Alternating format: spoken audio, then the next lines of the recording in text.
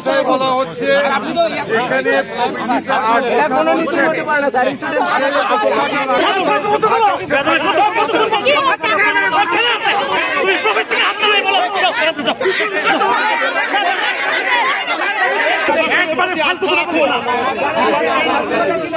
তোমাদের বিনয়ের সাথে অনুরোধ করি, তোমরা সন্তান তুল্য, তোমরা প্লিজ তোমরা হলো ক্লাসে ফিরে যাও, আমাদের এখন এই কাজ করতে দাও। আমাদের উপরে সেই আস্থাটুকু রাখো যাতে করে আমরা অবশ্যই বিধি মোতাবেক নিয়ম না ভেঙে কোনো কিছু আমরা যেন তোমাদের সুষ্ঠু সমাধান করতে পারি।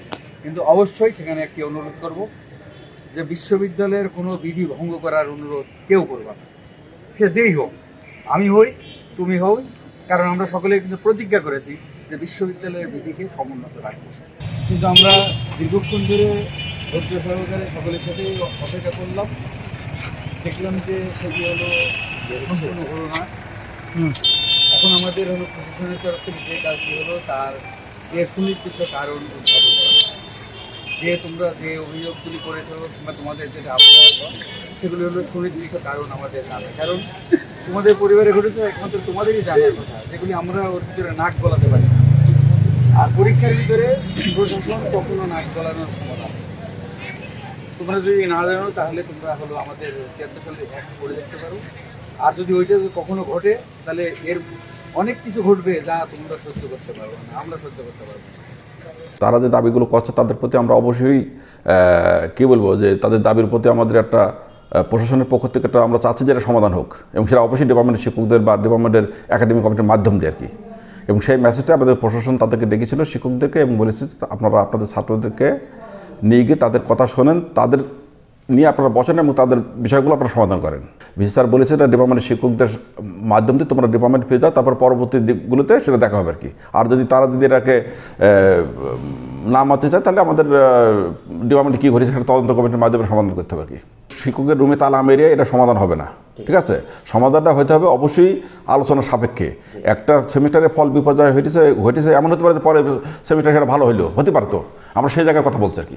বিশ্ববিদ্যালয়ের যে সমস্ত বিভাগের ছাত্রছাত্রীরা এই যে ফলাফল বিপর্যয় সংক্রান্ত কথা বলছে, সেটি আসলে এমনটি হতে পারে যে বৈশ্বিক মহামারী যেটা করোনার কারণে অনেক ছাত্রছাত্রী লেখাপড়া থেকে হয়তো অনেকেই বিমুখ হয়, কিছুটা হলেও তাদের লেখাপড়া স্বাভাবিক গতিতে না চলে একটু বিঘ্নিত হয়।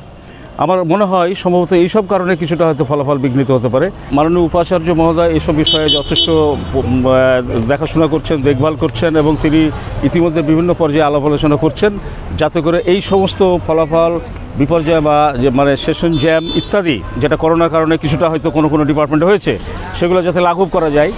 যে ছাত্ররা যে অভিযোগটা করছে যে তারা ফলাফল বিপর্যয়, তারা ন্যায্য ফল পায় না, বিভিন্ন যে অভিযোগগুলো করতেছে, তো এই বিষয়ে কী করা যায়, তখন তারা সবাই মিলে একটা সিদ্ধান্ত নিলাম আমরা যে ঠিক আছে যে আমরা তাহলে পরীক্ষা কমিটি আরেকবার বসি, যে সেখানে তার রেজাল্টে কোনো সমস্যা, ফলাফলে কোনো প্রবলেম বা ভুল ত্রুটি কিছু হয়েছে কিনা, সেই মোতাবেক পরীক্ষা কমিটির নির্দেশনা মোতাবেক তারা পরীক্ষা কমিটি বসছে এবং পুনরায় তারা ফলাফল যাচাই বাছাই করছে এবং তারা একটা প্রতিবেদন দিয়েছে বিভাগকে যে ফলাফলে কোনো প্রকার সমস্যা নেই।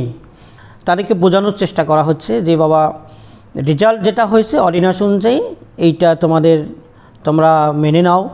আজকে আমি ভর্তি নোটিশও তাদের দিয়ে দিয়েছি, ভর্তি হয়ে যাও। সংবাদ, ফিচার ও অনুষ্ঠানের জন্য ভিজিট করুন সংবাদ প্রকাশের ওয়েবসাইট এবং যুক্ত থাকুন ফেসবুক পেজ ও ইউটিউব চ্যানেলের সঙ্গে।